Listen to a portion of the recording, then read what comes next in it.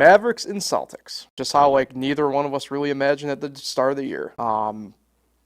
Celtics obviously had that clear window to get there. Mavericks certainly did not. I think really, the initial thought on this series is like, I would think Boston has the advantage, but I go back to something I said last week, because obviously you had to take it with a grain of salt, not knowing what the deal with Dallas was going to be officially. This is really going to be a kind of a battle of more or less those guys outside of each team's, quote unquote big two, right? Obviously Dallas, Luka, Kyrie, Boston, Jalen, and Jason. Who's going to step up really in the trenches? I think Boston, again, probably gets the edge there with Porzingis coming back. Sounds like, barring a really last-minute setback at this point is,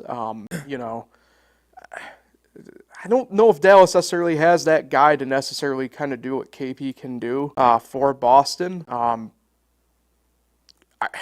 mean, the interesting part about KP in this, right, and this is where I think this is where the series will be won or lost for either one of these teams, right? Like, I would imagine Dallas is probably going to have P.J. Washington or Gafford on him. And both of them, albeit not as tall as KP, they're definitely bigger than KP. And it's weird